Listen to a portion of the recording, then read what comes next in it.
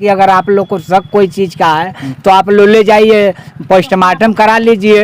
तो उसकी माँ बोली कि ऐसा है कि अब मट्टी का क्या राय चाहिए, जब अल्लाह ताला लिख दिया है मरने के लिए तो हम काहे को करें, चलिए आप जो करना है दफन कीजिए। 10 आदमी थे, 25 औरतें 25 मर्दे आए थे, 5 गाड़ी 6 गाड़ी आए थे और वही लोग नवाए धोलाए, हम लोग पजरे भी नहीं गए। अच्छा, उसके 4 बच्चे थे।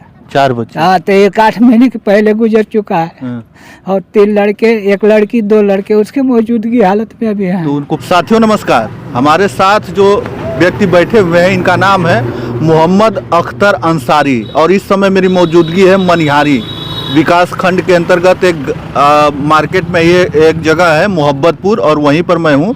ये जनपद गाजीपुर के अंतर्गत आता है और इनकी जो है बहू थी जो आज से 6 महीने पहले, मतलब कि ठीक ईद के दिन, अब उनको क्या हुआ था वो तो यही बता सकते हैं, लेकिन उनकी जो है बताते हैं कि मौत हो जाती है। इसके बाद ईद के दिन उनको जो है बगल में कब्रिस्तान है वहीं पर दफना दिया जाता है। इसके बाद से अब खबर आ रही है कि शायद इनके जो पतों थी उनके परिवार के लोग जो है कुछ मुकदमा वगैरह किए थे और अब जो है प्रशासन वो जो है कब्र खोद के मुर्दे उखाड़ कर अब फिर से पोस्टमार्टम की बात हो रही है।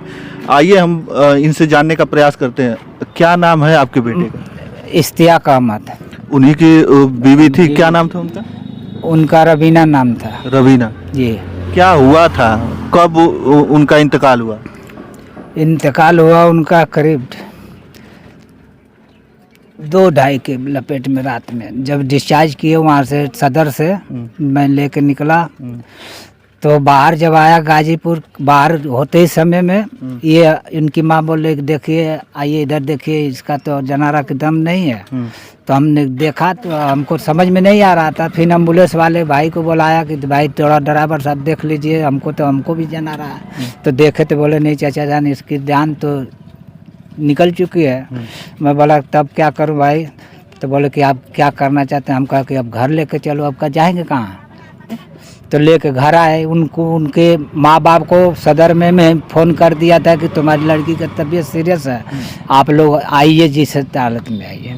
तो वो लोग बोले ठीक है हम लोग आ रहे हैं। तो सदर में ही जो है उन्हें मृत घोषित कर दिया गया था? नहीं, वहाँ से रिफाइल कर रहे थे बनारस के लिए, तो हम पढ़े लिखे नहीं थे, अकेले हम ही बाप बेटा और मातारी थी। तो वहाँ से रिफाइल किया। हम बोले कि बनारस नहीं जा पाएंगे डॉक्टर साहब, हम तो खुद ही पढ़े लिखे आदमी नहीं है, हम कहीं और लेके जाएं। तो बोले हम कहाँ ले जाने जाते? हम कहा कि भाई हम कहीं मऊ ले चलेंगे। तो बोले ठीक है हम रिफाइल कर दे रहे हैं यहाँ से। तो रिफाइल किए, हम मऊ लेके जा रहे थे। गाजीपुर से जब वही निकला हूँ तब तक दम निकल गई लड़की का। अच्छा, निकल गई जी। तो फिर वापस वहाँ से मैं घर पे लेके चला आया। एम्बुलेंस वाले से बोला भैया कि अब तब घर का इधर ले चले, चलिए घर। रात में फिर घर पे आ गए? घर पे आ गए। मैं 3 बजे करीब घर पे आ गया। तो ये लोग 3:30 बजे 4 बजे इन लोग उसके ससुराल वाले यहाँ आ गए घर पे। मेरा भाई भी उसी दरमियान मान लो गाजी मर्दर से चलते हुए गाड़ी से चला आया। ये लोग उस टाइम कुछ नहीं किए। कितने बच्चे हैं आपके? उसके 4 बच्चे थे। 4 बच्चे? हाँ, तो 1-8 महीने के पहले गुजर चुका है और 3 लड़के, 1 लड़की 2 लड़के उसके मौजूदगी हालत में अभी हैं। तो उनको पालता पोसता कौन? मैं पलता। अच्छा, तो उन बच्चों को आप पालते पोसते? जी। आपके जो लड़के हैं जिनकी वो बीवी थी वो कहाँ है? ये समय 1.5 महीना हो गया, भिमंडी चला गया। अच्छा जी। इसी दुकान से ही आप लोग? बस यही, और कोई रोजगार नहीं है, बस यही है। लड़का एक मेरा बड़ा वाला है, वो डिस्टर्ब पर पागल है, आज 18 साल से, उसकी दवा पवन कुमार का मैं चलाता हूँ। अच्छा जी। हमारा भी दिमागी हालत ठीक नहीं था, जब ठीक हो गया हूँ पवन कुमार के डॉक्टर से दवाई करते। अच्छा, ठीक हूँ अभी फिलहाल में ठीक है। लेकिन जब वो उनका इंतकाल हो गया तो फिर बाद में आप लोग ला के यहाँ पर घर पे उनका जो है दफना दिए? जी, दफनाए, सब जगह खबर दिए हम लोग, सब पूरे रिश्तेदारी में सब लोग। उनके यहाँ का भी 25-50 आदमी आए थे, औरत भी आई थी, 25-25 आदमी आए थे, सब लोग आए। मतलब वो जैसे आपके बहू के परिवार वाले भी मौजूद? हाँ, मौजूद थे। 50 आदमी थे, 25 औरतें 25 मर्दे आए थे, 5 गाड़ी 6 गाड़ी आए थे। वही लोग नवाए धोलाए, हम लोग पजरे भी नहीं गए। अच्छा। हाँ, हम बोले हमारे और ये लोग इनविन कर रहे थे, तो मेरी और लड़की थी तो बोली कि ऐसा है कि अगर आप लोग को शक कोई चीज़ का है तो आप लोग ले जाइए पोस्टमार्टम करा लीजिए। तो उसकी माँ बोली कि ऐसा है कि अब मट्टी का क्या राय चाहिए, जब अल्लाह ताला लिख दिया है मरने के लिए तो हम काय को करें, चलिए आप जो करना है दफन कीजिए। उस समय बोला गया कि पोस्टमार्टम करने से लाश का जो है लिया छिद्र क्या करना है, दफना दिया जाए। तो फिर आखिरकार 6 महीने बाद फिर से जो है उसको ये लोग हम पर कर दिए। 6 महीने के बाद हमको परेशान कर रहे हैं लोग। नहीं तो उसके बाद से फिर क्या केस वगैरह हो गया कुछ? केस अभी आया, तब से तो हम निश्चिंत थे, कुछ पता नहीं, कुछ पता नहीं था। कब पता चला कि आपके बहू की लाश निकाली गई? 1 महीने में ये थाना हमको सादियाबाद और ये हमारे हसराजपुर चौकी से लोग कहने लगे कि ऐसी ऐसी बात है, लेके आए कि अख्तर किसका नाम है, कि मेरा ही नाम है। तो मान लो बताए कि आपकी बहू लगती थी, हम कहा जी। तो सब लिखू करके ले के गए सर लोग, लिखू गए। अब आज कब पता चला कि आपकी बहू की लाश निकाली जाएगी? अब हमको 9 बजे खबर प्रधान भाई दिए कि यानी लाश खनाएगी, आप दुकाने पर है, ये कहीं जाइएगा मत। अच्छा। तब हम यहीं पे है। अच्छा जी, आज जो है इनकी बहू की लाश जो है कब्र से निकाली जाएगी, अब निकाल के पोस्टमार्टम होगा। जी। तो आपके पास उस समय जब उनका डेथ हुआ था तो आपको पेपर ऊपर दिया था वो आप हॉस्पिटल वगैरह से? यही दिए थे उस टाइम, और कागज पत्र हमको मालूम नहीं है भैया कि कहाँ है, कहाँ छूट गया। जब जो वहाँ से सुई हुई इंजेक्शन बाहर से लिखे थे डॉक्टर, वो भी कागज में कहाँ रख दिया हम कि वहीं छोड़ दिया। ब्लॉक से भी दिए थे लोग। आपको ऐसा कुछ अंदेशा नहीं था कि मतलब आगे चल के ऐसा कुछ? सर ऐसा कुछ हमको नहीं संदेशा था कि हमारी बहू ऐसा होगी, चाहे ऐसा घटना घटे। तो तबीयत कैसे खराब हुई थी उनकी? तबीयत वैसे कई मरतबे उनकी हो गई थी, यानी दांत लग जाता था और कपाने लगती थी लड़की। अच्छा।